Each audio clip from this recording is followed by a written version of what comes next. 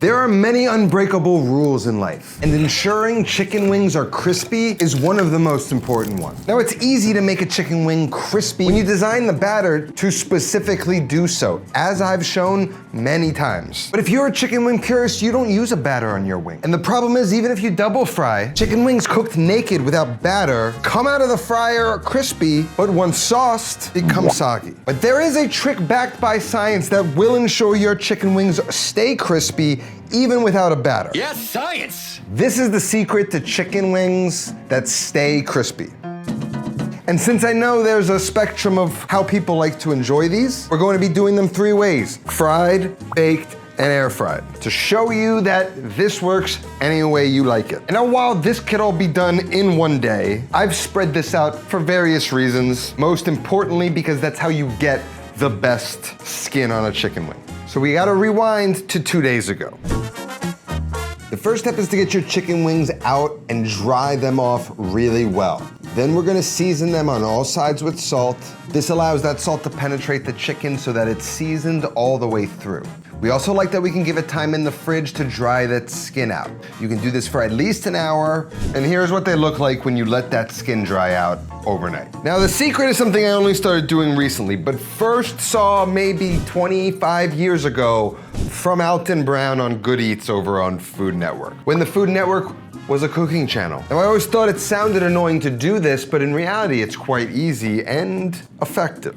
And that trick is steam. A little counterintuitive considering we just dried moisture out of it. Why would we steam it back in? I will get to that. But I'm gonna be using our sous vide kitchen robot, which has a steam function on to steam the chicken wings. The sous vide's got 2 slots, so I've got 2 baskets. They're both filled with just a little bit of water to steam. We got the air fryer basket on top, and we're just gonna place our chicken wings in the basket. We're gonna do like a little bit of Tetris just to squeeze these guys in. Then we're just gonna slide our chicken in and allow them to steam. Now, steaming is a worthwhile step for 2 scientific reasons: the rendering of fat and the gelatinization of starch. Steaming wings first melts away the excessive subcutaneous fat that usually makes skin rubbery. It's almost like a pre-render, allowing it to actually get crisp up instead of that fat getting trapped underneath the skin, turning that crisp skin greasy and soft after cooking. It also partially gelatinizes the starches in the skin, which creates a much tighter, smoother surface that browns more evenly. Essentially, you're pre-rendering the wings so that by the time they hit the high heat, the skin is ready to turn into like a thin glass-like shell. Now, we are steaming it now, and one of the ways later in this video we'll be cooking them is air frying, and that's all thanks to our sponsor today, the Sous Vide Kitchen Robot 3.0. And it's not just steam or air fry. The sous vide has 15 cooking modes, including roasting, broiling, slow cooking, sous videing, so that you get perfectly cooked meals rather than soggy microwaved ones. Sous vide is more than a kitchen gadget. It's a smart countertop oven and a meal delivery service designed to be a convenient, time-saving cooking solution, not just a meal kit. And while today we're cooking my recipe my way, you could choose from one of Sous Vide's over 50 chef-crafted meals. All you gotta do is load the meal by tapping the recipe card to the appliance, and the machine loads up the recipe and cooks it automatically. You can also choose what time you want the food to be ready, and with its cool-to-cook technology, Sous Vide will safely keep it cool all day and begin to cook it at your desired time automatically. You don't even need to be home. It saves time, lets you schedule ahead, and allows for home-cooked meals for people who might not have time to cook at home. And the best part about Sous Vide is they offer a 100-day risk-free trial. You can try this thing, and if you don't like it or it doesn't work, you send it back. Sous Vide will make it right. So to take advantage of Sous Vide's 100-day risk-free trial, head on down to the link in the description. You can feel the skins tightened up. Like, this feels how some chicken wings are actually served. You could see a little bit of the skin pull back, tighten up. It's glistening, it's shining. That's perfect. What we have to do now, once again, let them dry. Back into the fridge these go. I don't know what you're saying. How many days back into the fridge, out of the fridge? Like, this is just what it takes to make perfection. You can do this all in one day. You can use a little fan to help dry this out. We can also let this sit in the fridge for like an hour or 2, then cook them. So they're gonna come out good. We're going for optimal. I'm gonna show you the best way to do it. Then you can cheat a little bit in days or time if you'd like. But that's just me. See you tomorrow. Now remember, this can be done in one day, but this is day 3. And this is how the wings look after a night in the fridge. And much like we saw when we made the porchetta, the skin going from white to sort of beige is an indication of like the drying of moisture. So we can be sure we've taken the proper precautions to ensure crispy skin on this chicken. Remember, one of life's unbreakable rules. Now, before we cook these, we need to prepare the sauces. And we're gonna be making familiar sauces, but I'm going to showcase sort of a riff on it. First up, we need a teriyaki because we're going to be making buffalo sauce and teriyaki sauce and combining them to make buffalo teriyaki. It's like when the Power Rangers all come together to form that big new Power Ranger. And ultimately, we'll be combining that with blue cheese. So what is a basic teriyaki sauce? It's very easy. 1 part soy sauce, 1 part mirin, 1 part sugar. It can be brown sugar, honey, whatever.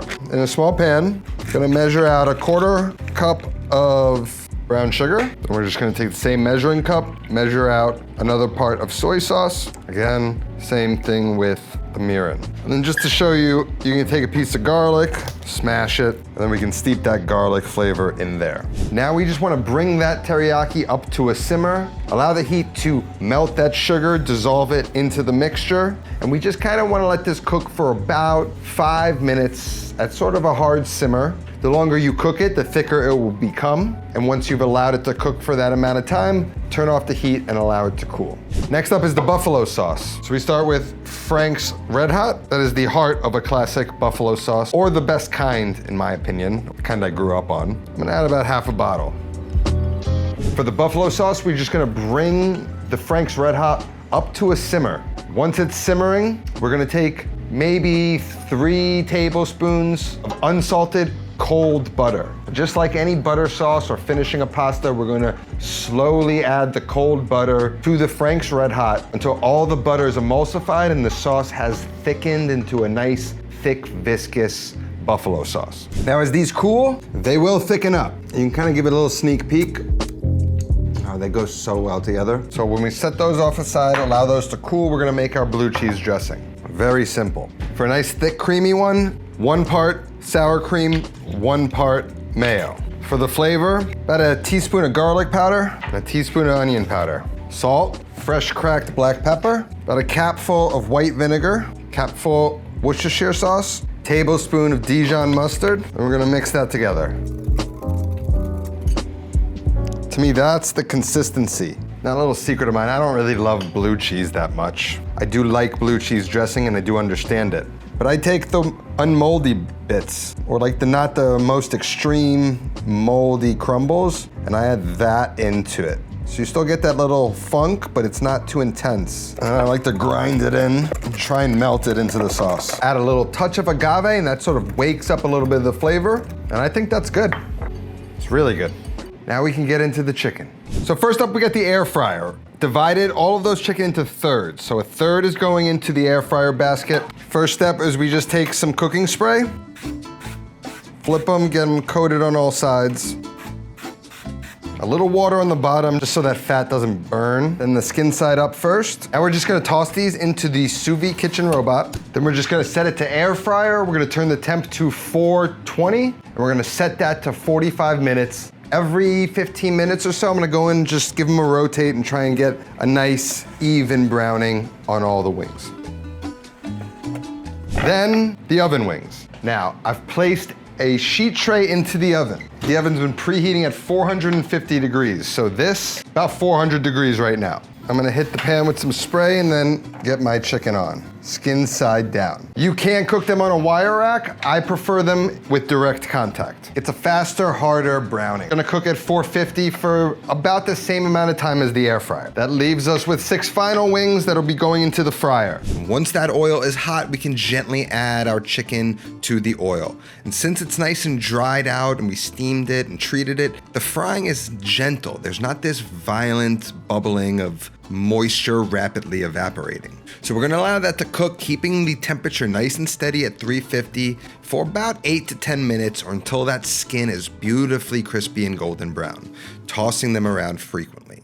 After about 15 minutes or so, I can go ahead and check on the oven wings. They're getting deeply golden brown on that first side, so we can go ahead and flip them, and there's no sticking whatsoever. We're also gonna go ahead and rotate our air fryer wings. The air fryer, I like to do more of a frequent rotation. After a few more minutes, roughly around 30, 35 minutes total, the oven wings are done. deeply browned and super crispy on all sides. We can remove those from the oven and allow those to cool on a wire rack. By now, the deep fried wings have been cooking about 8 to 9 minutes. They're very crispy. They're nice, lightly golden brown. And you'll notice that brown is slightly different than the brown of the oven wings. So here we have the oven, the deep fried, both crispy, different results. The oven is a little bit more browned, a little bit more caramelized. As you can see, there's this puffing creating, sort of the same idea as the porchetta we cooked. Really delicious to eat.